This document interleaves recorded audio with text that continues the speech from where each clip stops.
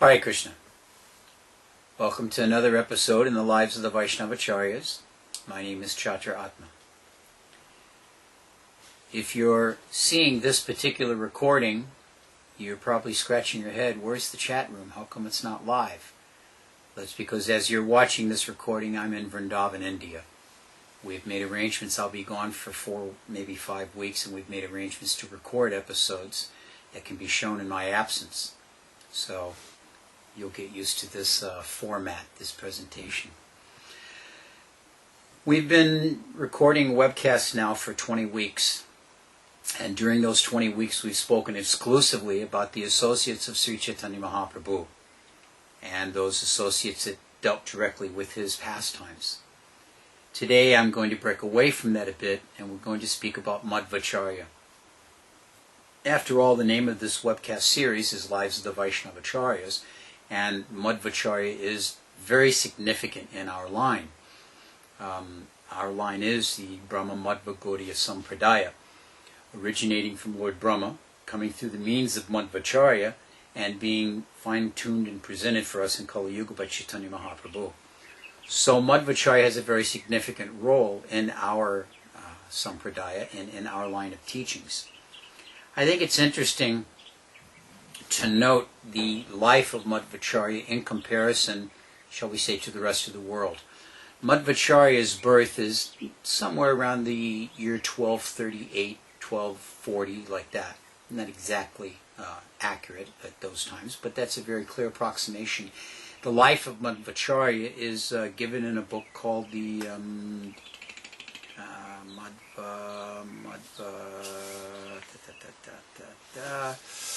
Madhva Vijay, and it's written by Narhari Tirtha, who was the son of one of the most prominent disciples of Madhvacharya, as we'll find out later on. And so this is considered a very, very substantial and very authoritative source. When Madhvacharya appeared, the rest of the world was not in anywhere near, how we say, the elevated state. If we look at Europe during the 1200s, this is the middle, if you will, of the medieval period in Europe. King Henry VIII, the line of King Henrys, a time when people in Europe are struggling with the idea of figuring out how to bathe daily. A time in Europe at which plague is rampant.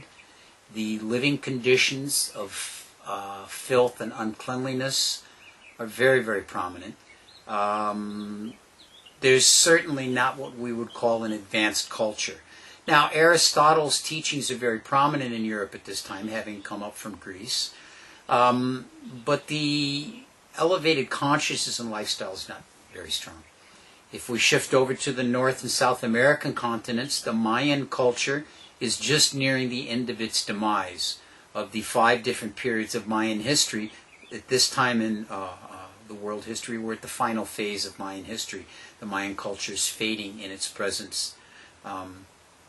If we look to India, the prominence of Buddhism has been all but driven by the 1200s, all but driven out of India.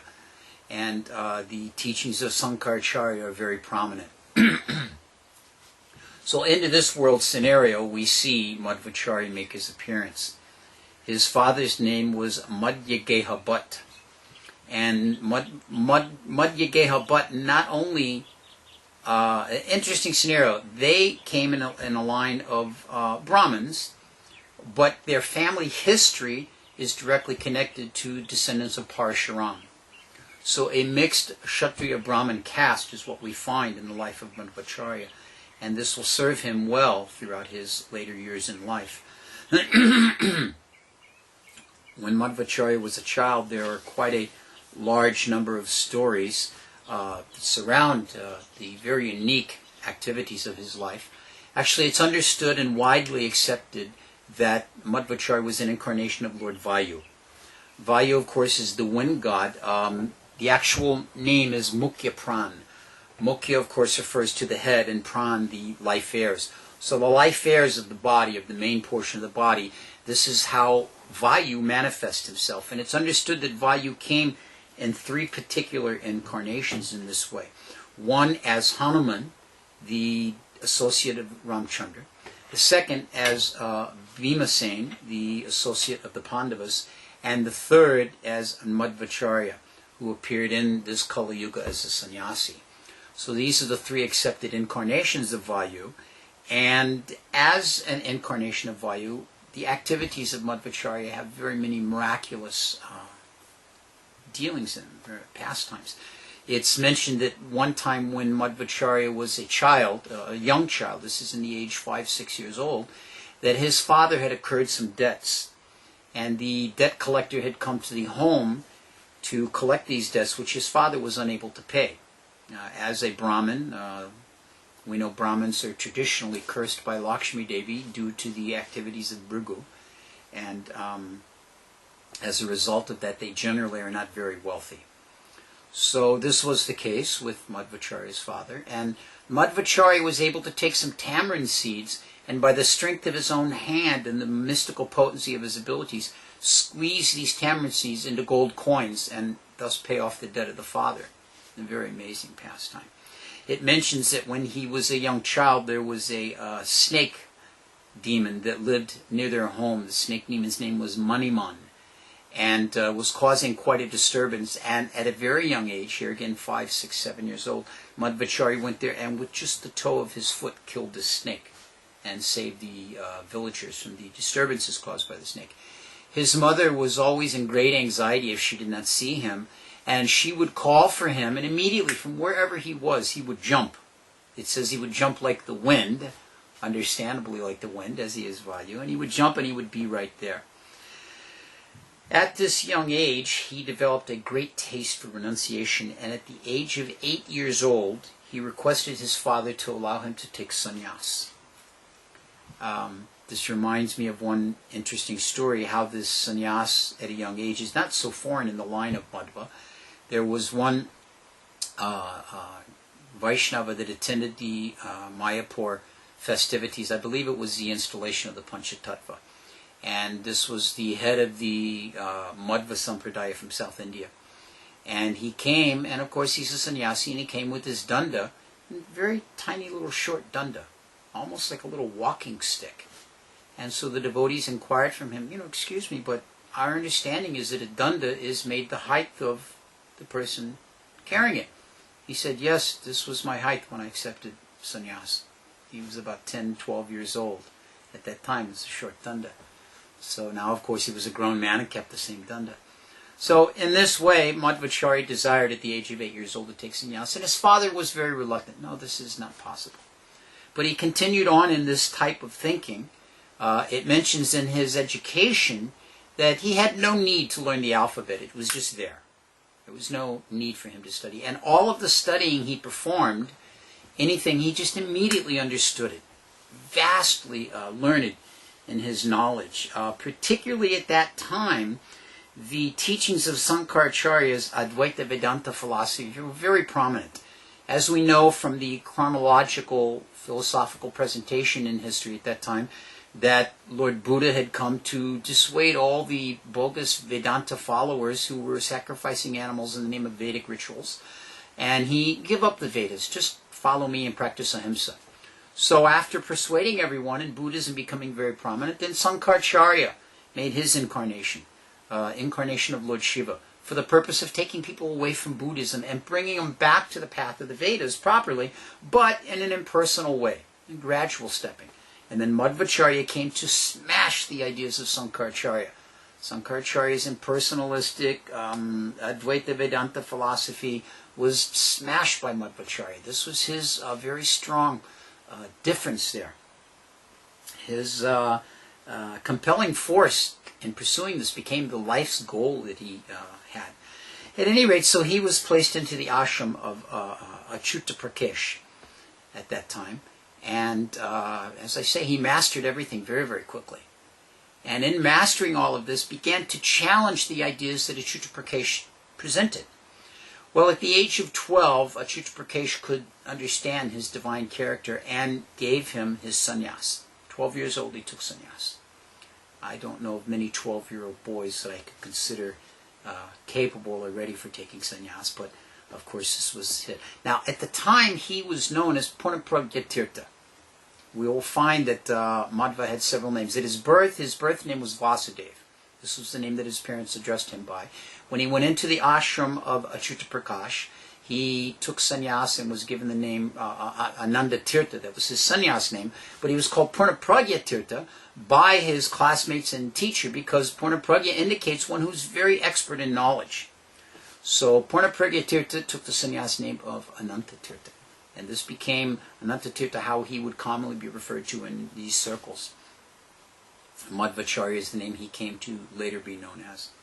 So in this way, he began to challenge his guru, his teacher at that time, who, while not exactly accepting the points by any means, eventually turned the mat over to him, turned the school over to Madhvacharya. And at this time, he began to very, very expertly study all the different points of Shastra and Scripture and Shankaracharya's philosophy and the dual Vedanta, and just, breaking everything apart, establishing this very well. And he became the authority at that time.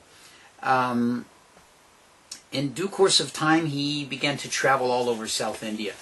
He made his headquarters just near Udupi. I didn't mention he was born just 8 miles from the Udupi temple, from this region in Udupi. And at this time, Udupi was very, very famous as a holy site in India already. So he established his ashram there and began to travel quite extensively. And in this traveling, he went to Kanyakumari, all the way south to the tip of India, into all the different areas of South India. Buddhists, Jains, atheists. He smashed everyone. This was his technique, to very soundly. It mentions he had a very sonoric, which means a very loud and resonating voice. And that he would be able to very strongly defeat any argument that was brought before him. And numerous people came and presented arguments to him, and he was able to completely smash them. Now, he was requested that he should write a commentary on Vedanta by, Chaturatma said, if you disagree so strongly with our teachings, this is the line we're coming in, then you write your own presentation of Vedanta. So he decided, yes, I would like to do this, but before doing this, I want to get the blessings of the author of Vedanta. So with this idea in mind, Madhvacharya decided to take a tour to North India, to Badrinath. Badrinath is located, you go to Rishikesh, and from Rishikesh you go some 10 hours by vehicle, maybe a couple of 3 weeks by hiking, up into the Himalaya mountains to the Badrinath ashram. This is the residence of Lord Badrinath. And then from there, another day's journey or so into the Himalayas is the residence of Vedavyas. It's understood that Vedavyas at that time was still living on the planet, but just not visible to the mortal eyes. So after this long journey from South India all the way up to Rishikesh, and from Rishikesh up into Badrinath like this, Madhvacharya continued. Now for Madhvacharya this was no problem, because Madhvacharya was in excellent condition. He was a very sports-minded person. He was very, very fond. When he was growing up, he wouldn't study books. Everything was just right there and easily picked up by him. He would spend all of his time wrestling and swimming. He was an expert swimmer, as we'll see later, and he was very expert in wrestling. And his third favorite activity was mountain climbing. And this, of course, served him very well when he came into the Himalayas, because it's not like now there's 2-lane roads with blacktop all the way up there. You had to actually hike into the Himalayas. So this served him very well at that time. So at that time he came to the residence of Vedavyas, and sure enough, Vedavyas was there. And he offered his obeisances and prostrated himself before Vedavyas and begged him, please, I want to write commentaries on the Vedantas, but I want your blessings first. So Vyasadeva said, have you written anything yet? He said, I have a commentary on mind, I have not put to script, on the Bhagavad Gita. He said, please present that to me. So Madhvacharya presented his commentary on Bhagavad Gita. And Vyasadeva heard it and was very, very satisfied by it. Very, very happy to hear this commentary. To the point that he blessed him, yes, now I can see from this, you can do what needs to be done. Please write the other commentaries you want. And as a matter of fact, I have a present for you. And he gave him 1 Shalagram Shila. That Shalagram Shila was the Astumurti Shalagram. 8 different forms of the Lord in 1 Shila. It's a very, very beautiful type of Srila. I've never seen, I've only read about it. But so in this way, receiving the blessings of Vedavyas, receiving the approval for his commentary, and receiving the Shalagram Srila, he decided to return. Now, all of these pastimes that we hear, they're written down by one companion named Satyatirtha. Satyatirtha was a sannyas associate of Madhvacharya, his disciple that traveled with him when he went to North India, when he did all these travels in South India. As we've mentioned in other classes, different devotees would write. We were speaking just last week that the devotees that wrote the Chaitanya Leela collected the notes from the personal associates. Krishnadas Kaviraj collected the notes from Swarup Damodar. Vedavyas collected notes from his mother, who witnessed most of the pastimes of the Lord in Navadvip, and Lochandas Thakur collected the notes from Murari Gupta. So in this way, the notes of Satyatirtha were collected, and these became the foundation for the Madhva Vijay. So these were all written down. So in this way, leaving Badrinath, Madhvacharya continued on his journey. And on his way back down, he went through Bihar, through Bengal, through Orissa, all the different states. And in every place he went, he debated and defeated all the atheistic and non-personalist, non-theist philosophers of the Vedas and of any other school of teaching. So at one point, Madhvacharya was traveling, and he reached a place on the Godavari River. And at this point, he met two very, very prominent scholars. Their names were Swami Shastri and Shobhana Bhatt. Shobhana Bhatt. Shobhana Bhatt and Swami Shastri were very knowledgeable, very expert, and they debated with Madhvacharya. At this time in Indian history, more so than we see nowadays, this is the late 1200s, just before the turn of the century into the 1300s, debate was very prominent. This was the means of discussion and conquest, and like this was the entertainment of the day, so to speak. So in this way, these two personalities, very well known for their expertise in their teachings, Swami Shastri and Shobhana Bhatt, they debated with him, and he defeated them very soundly. And they very happily became his disciples. He initiated them as Padmanabh Tirtha and Narahari Tirtha. Padmanabh Tirtha and Narahari Tirtha became the two most prominent sannyas disciples of Madhvacharya, and went with him and assisted him in all of his teachings and in all of his preaching and traveling and everything. It was very, very wonderful. So Padmanabh Tirtha, he, of course, under the direction of Madhvacharya, wrote many commentaries on Madhva's different works, including a commentary on Madhva's Brahma Sutra Bhyasya.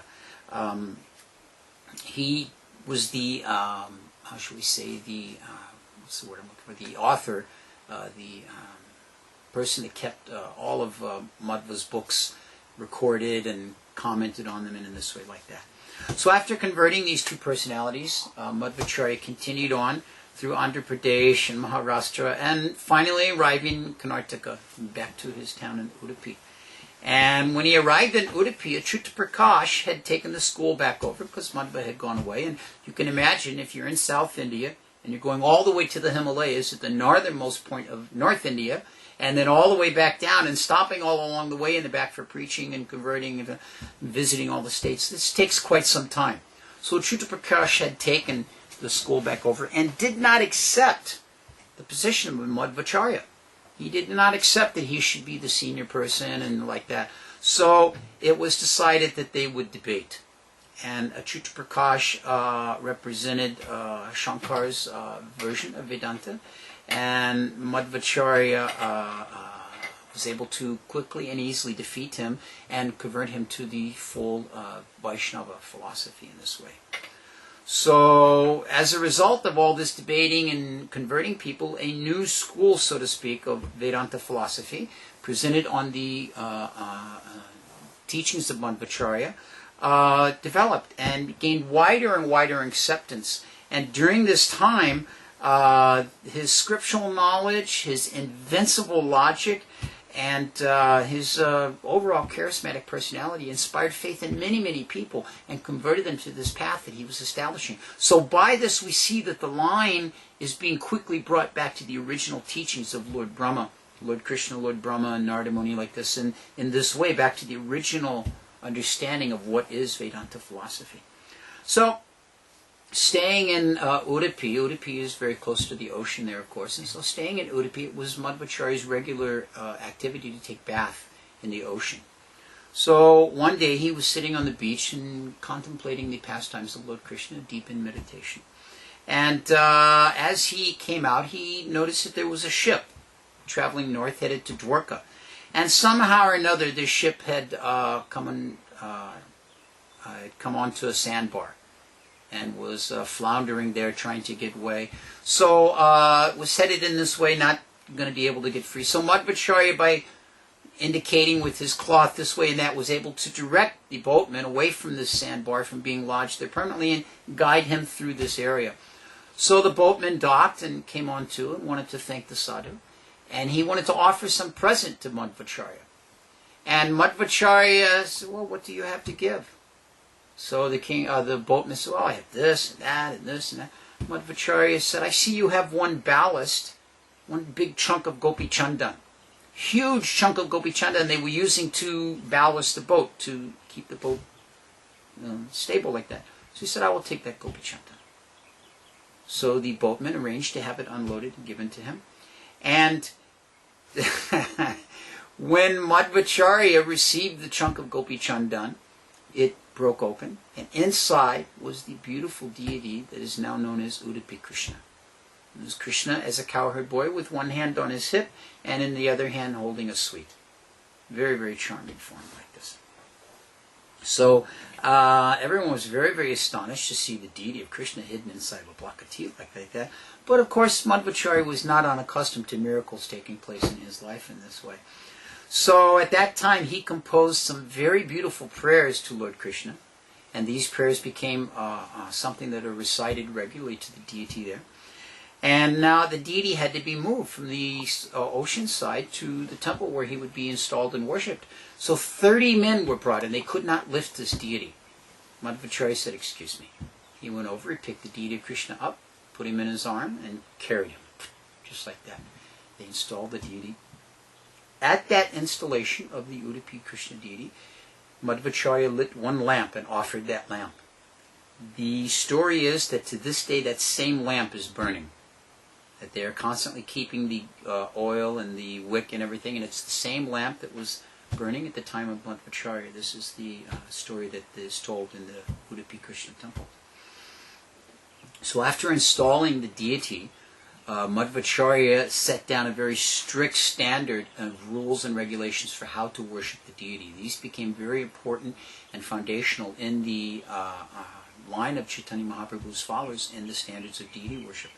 And very, very strict regimen of different rituals and ceremonies, and what the conduct, the proper behavior of the pujaris would be, how they should behave, what's accepted, what's not. Very, very strict like this. He also imposed a very rigorous standard of fasting, complete fasting on Ekadasi for all the pujaris like that. So in this way he established the worship of Udupi Krishna.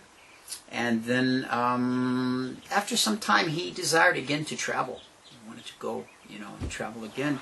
And so he took another pilgrimage to North India, to the ashram of Vedavyas. It's written that, again, Satyatirtha went with him, and that Madhva at this time traveled wider and to more places than he did in his last trip to North India. During these travels, the wide knowledge of different languages that Madhvacharya had served him very well. He knew not only, of course, Hindi and Bengali and Sanskrit, of course, all the South Indian languages, but he also knew Persian. He was very well versed in these different languages. And so he, Turkish also, and he encountered many difficulties in his travels in that way, because at that time North India was being infiltrated by different conquerors from the Muslim countries, and so he ran into different situations and was able to prevent any difficulty by speaking the local languages. There was one time where they came to one part of the Ganga and they had to cross. Now the Ganga at this time was very, very moving very quickly and very wide. And there was a division naturally by the river, and a division theologically by the residents, because on one side of the river were the Hindus, and on the other side of the river were the Muslims, and they were completely in opposition to each other, and no communication between the two. So, what they decided was that it would just not be permitted for any of the Hindus to come to the Muslim side of the river. And the Hindu king at that time enforced this. His name was Sultan Jalal-ud-Din Khilji. And he would not allow any of the Hindus to come. Well, Madhvacharya and his disciples, they simply wanted to cross the river and continue on their journeys to North India. So they dove into the Ganga and swam all the way across. There were no boats available because boats were not allowed because there was no passing back and forth. And this was quite some distance at the time that sometimes the Ganga can be very, very broad, very wide. And they swam all the way across, and when they got to the other side, the entire camp was arrested. Muslim constables arrested him, and they took him to the Sultan. So when he brought him before the Sultan demanded, "Who are you that you have broken this ruling?" So in perfect Persian, this is the language of Iran, in perfect Persian he spoke with and debated with the king and convinced him of his point of view. And he presented the points of devotional theism, which is, of course, greatly in opposition to the Islamic teachings. And seeing the intensity of his presentation and the saintly character of Madhvacharya, the Sultan's heart was actually softened. All right, anyway, you can continue on, but please first let me give you some gift. So, he wanted to offer him different tracts of land or great wealth. Madhvacharya, in a perfect example of true renunciation, accepted none of this. He said, all that we want is passage through your country. So in this way he continued on. So Madhvacharya's superhuman strength was complemented by his high level of intelligence and his superhuman wit, if you will. One time that strength was shown, he was traveling with his disciple we mentioned, Satyatirtha. They were going through Bengal, and a fierce Bengali tiger attacked Satyatirtha. And any of you that may have visited zoos or parks or whatever and seen these Bengali tigers, they're very large and very, very fierce. And it had attacked his associates. So Madhvacharya jumped in the middle of the two and separated them and defeated the tiger so fiercely that the tiger put its tail between its legs like a small kitten and ran off into the distance. So he saved his associate Satyatirtha in this way. Easily was able to hold them off. It mentions that Madhvacharya was a multifaceted personality. Many, many different sides to his nature. And he lived a very long and, as I've mentioned, healthy life due to his interest in his outdoor activities. He lived to 79, almost 80 years old, which we'll cover a little bit later. It mentions that he was a natural lever who believed very strongly in physical culture. Sometimes we find that the Vaishnavas become a little weak and uninterested in maintaining their health or good vigorous nature. Sometimes even sporting activities are looked down upon. What was it? During the time of Bhaktisiddhanta, Subhash Chandra Ghosh had encouraged Bhaktisiddhanta that you are taking so many men for your mission, you should let me have some of these men for fighting for the independence of India. And Bhaktisiddhanta said, oh, you look at my men, they're all, not very strong, very weak personalities. You just don't put your eyes, he said, don't cast your glance upon them. So in this way, these sannyasis were not generally very robust like this, but this was not the nature of Madhvacharya. It mentions that the development of this physical culture, intellectual culture, very high standard of moral behavior, very high principles of spiritual culture, this was all a part of his life. This all combined into the different faceted natures of his personality and lifestyle. As we mentioned, his athletic involvement was wrestling, swimming, mountain climbing. These were all very, very helpful to him throughout his entire life. And this was, as I mentioned in the beginning, this was due in part because of his Brahminical background, his ability to pursue very widely and very strongly the intellectual presentation of the philosophy, and because of his warrior caste, having descended from Parashuram, the interest and pursuit of physical culture as well. So, the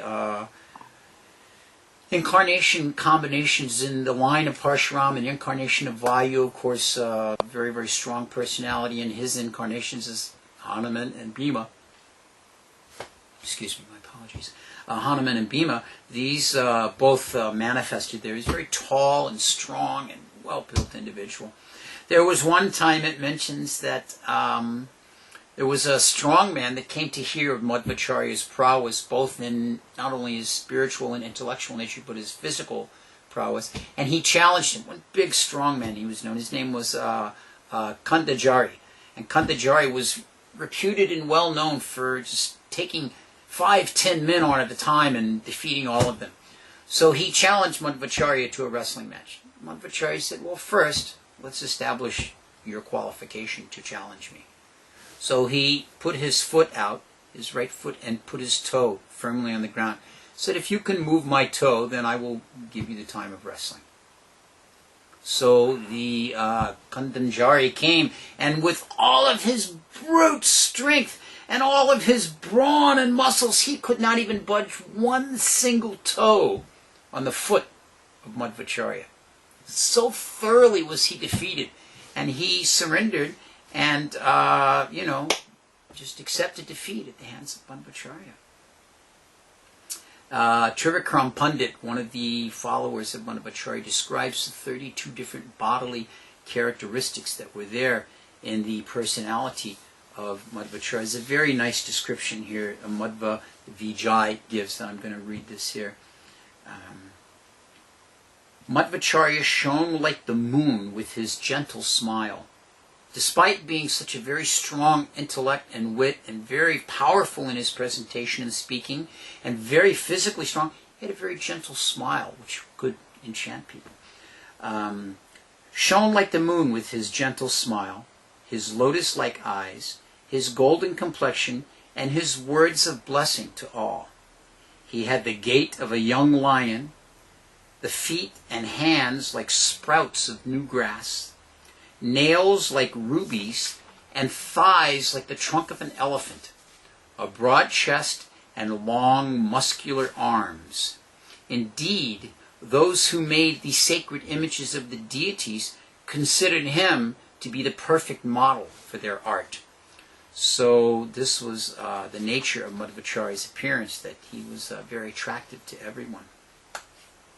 So after doing his travels throughout all of India, as we mentioned, Badrinath and the state of Orissa and Bengal, he returned again to South India, going along the coast, the western coast, Dwarka, Goa, like that, and then returning down to Udupi.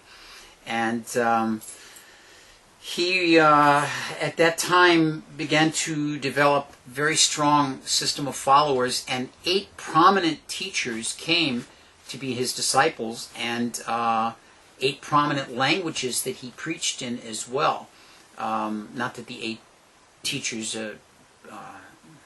represented each of the languages, but he preached very strongly in 8 different languages throughout. And at this time he began to submerge himself into prolific literary writing. And this is when he wrote many of the famous commentaries. He wrote his commentary upon all 10 of the Upanishads. He wrote what's considered to be one of his most important works, the Anuvyakhana. This is a commentary on all the Upanishads. He wrote a summary of the Mahabharata at this time called the Moksha Dharma, and he began to write his commentary on Srimad Bhagavatam, which would be a great work that he did. At this time, he had established himself so strongly, and he'd become so prominent in his teachings, and had pushed forward his ideas through his writings and debate, that he was the feared and hated enemy of all the followers of Sankaracharya. You would think that here's a personality representing the Vedanta line and presenting the full conclusion, and this would be the next step to go, and everybody would accept that. We do, but we're looking at history in retrospect. But at the time, it was seen that he was challenging the Sankaracharya followers, and that therefore they had to defeat him and oppose him in their teachings. So there was one particular, what's his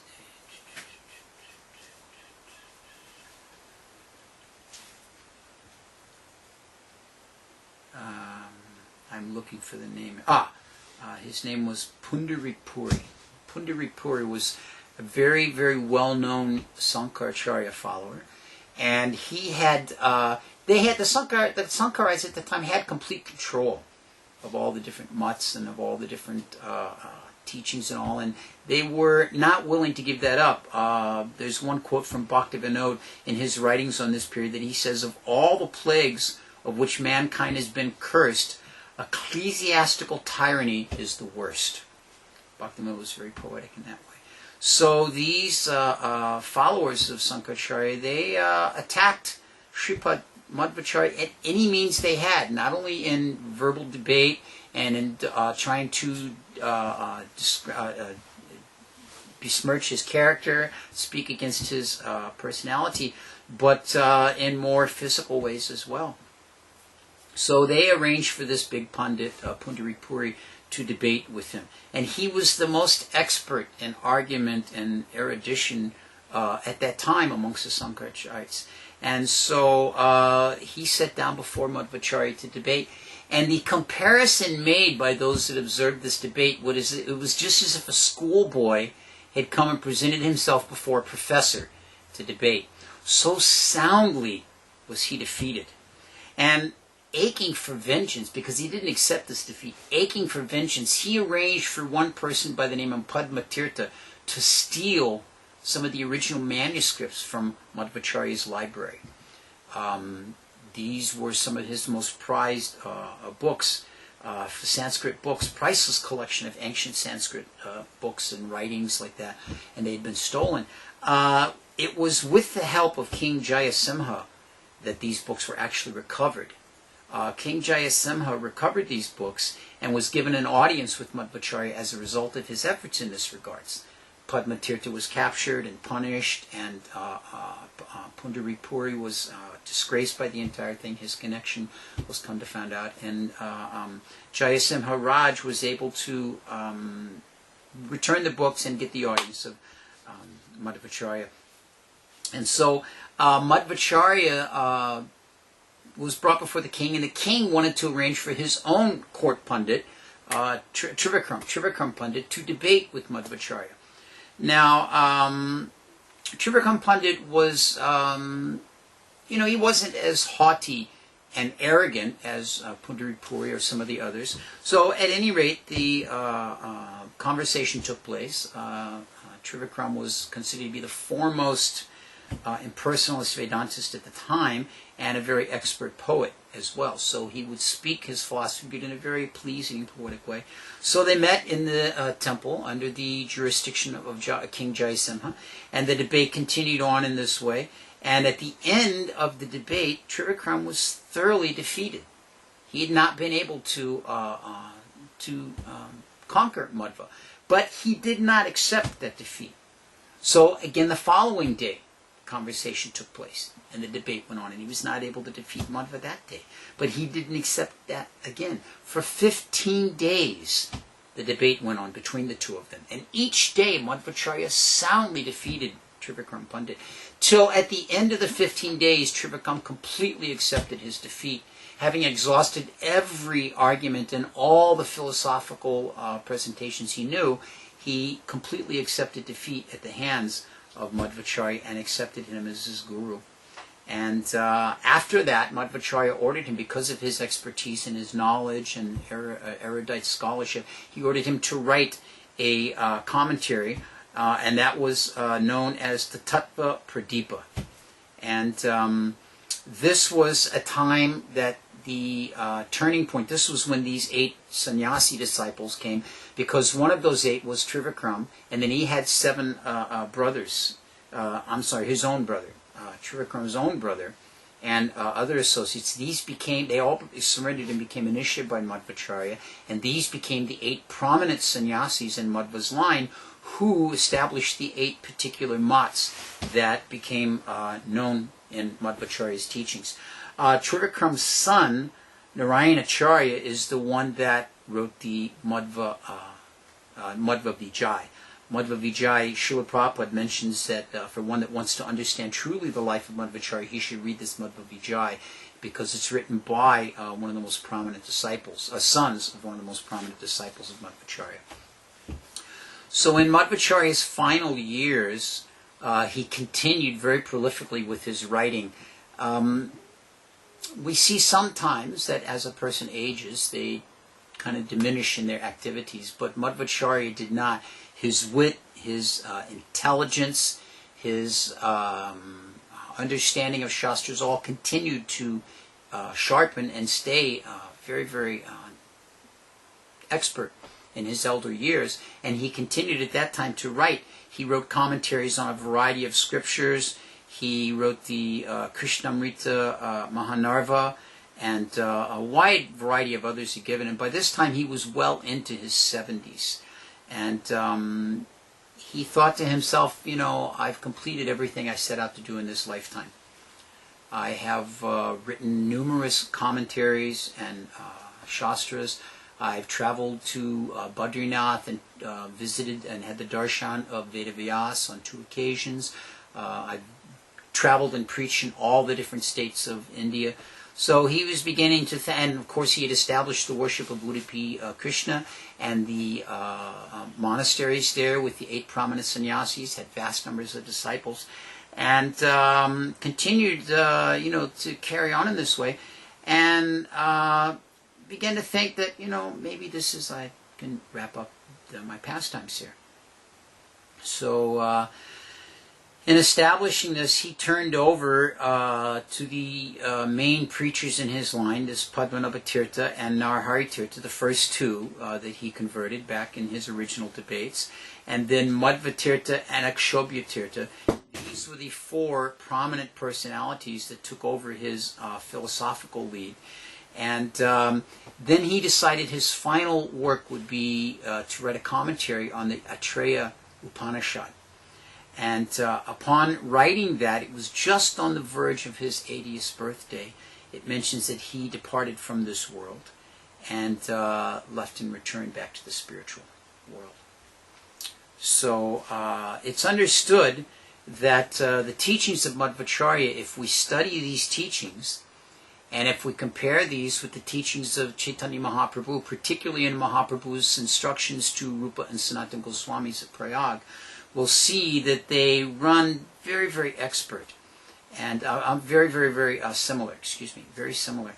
And Baladev Vijayabhushan has compared these 2 and concluded 9 particular points that are prominent in the teachings of Madhvacharya, and he has presented them in a book called the Prameya Ratnavali. This is written by Baladev Vijayabhushan. And I'm going to mention these 9 points in conclusion to this presentation. So Baladev Vijayabhushan has mentioned the following 9 points of Madhvacharya. Number 1, Krishna, who is known as Hari, is the Supreme Lord, the One Absolute. Number 2, that Supreme Lord may be known through the Vedas. Number 3, that the material world is real. Number 4, of course, this is important because the Shankar philosophy says material world is not real. And this is one of the important points of debating. Prabhupada stressed this many times himself.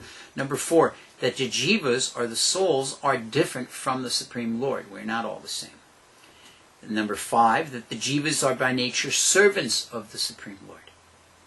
Number 6, that there are 2 categories of jivas. Those that are liberated and those that are illusioned.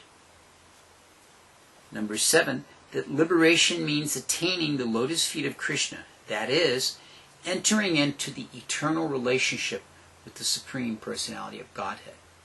Now, of course, in the Nectar Devotion, Rupa Goswami and Srila Prabhupada's presentation expand on those 9 types of primary relationships with the Lord. Number 8, pure devotional service is the cause of this relationship with the Supreme Lord. And number 9, that the truth may be known through direct perception, inference, or Vedic authority. These are the 3 means by which one may know the absolute truth. So these 9 points, if one examines them, They are not only represented by Madhvacharya, but they are the same principles that were taught by Sri Chaitanya Mahaprabhu, thus completing the Brahma Madhva Gaudiya Sampradaya line by following the teachings of the Acharyas and presenting them in this way. So these are the points that we can find from the life of Madhvacharya. And Madhvacharya, as I mentioned, is a very prominent and important personality in our line. That's why we've chosen to speak about him today. And as this isn't an interactive chat room, we're going to finish there with this presentation. And thank everyone for joining us. And we ask you to tune in again for another chapter in the lives of the Vaishnava Acharyas. Hare Krishna.